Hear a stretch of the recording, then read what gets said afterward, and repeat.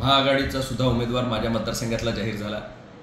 या मतदारसंघातली राजकीय परिस्थिती आता आपल्याला बदललेलं इक्वेशन यामध्ये दिसेल।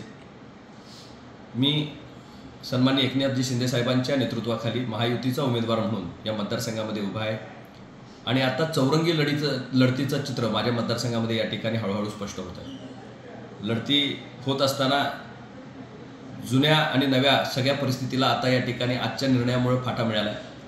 मी आपल्याला सांगू इच्छितो की आता माझी स्पर्धा ही आता जी नवीन उमेदवारी या ठिकाणी निर्माण झाले त्याच्याबरोबर माझी स्पर्धा होईल आणि मागचे जे स्पर्धक होते ते स्पर्धक बाजूला पडले अशी परिस्थिती या ठिकाणी निर्माण झालेली आहे। अनेक दगडांवर हात ठेवण्याचा त्यांचा प्रयोग, पाय ठेवण्याचा प्रयोग अयशस्वी ठरला आणि त्यांना जे अपेक्षित होतं ते ह्या मतदारसंघामध्ये घडलं नाही। काय तुम्ही अजूनही पालकत्वाची वाट पाहताय? 95,000पेक्षा अधिकच्या कुटुंबाचे आयुष्य आनंदाने भरले आहे। आजच कॉल करा आणि मिळवा फर्टिलिटी ट्रीटमेंटवर सूट आणि सर्वांना द्या आनंदाची बातमी। निश्चितपणे याचा फायदा महायुतीलाच या ठिकाणी होईल अशी परिस्थिती मतदारसंघामध्ये तयार झालेली आहे आणि संपूर्ण कार्यकर्त्यांच्यामध्ये अतिशय ताकदीचं वातावरण माझ्या मतदारसंघामध्ये निर्माण झालं आहे।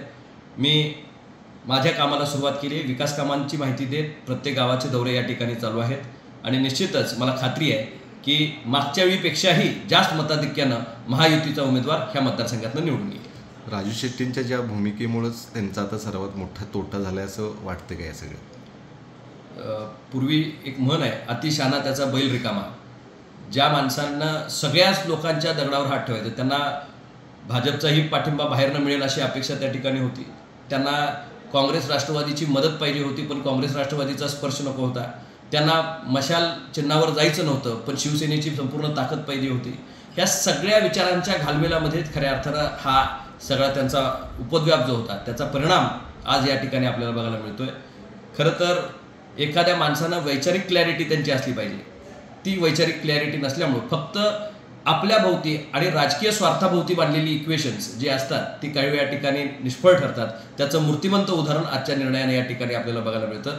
कुठलंही तत्व नाही, कुठलीही त्याच्यामध्ये आयडियोलॉजी नाही, फक्त आणि फक्त मला निवडून येण्यासाठीची जी इक्वेशन्स लागतात हे मांडण्याचा प्रयत्न ते ह्या मतदारसंघामध्ये करत होते आणि कर्मानं आणि नियतीनं ते त्या ठिकाणी डावललं गेलेल्याची परिस्थिती आपल्या मतदारसंघामध्ये निर्माण झाली आहे। आता खरं तर तिरंगी चौरंगी म्हणतात, मात्र खरी लढत कुणामध्ये या ठिकाणी होईल असं तुम्हाला वाटतं? माझी लढत आज ज्यांची उमेदवारी डिक्लेअर झाली त्यांच्याबरोबर माझी स्पर्धा सुरू झाली असं माझं स्वतःचं मत आहे।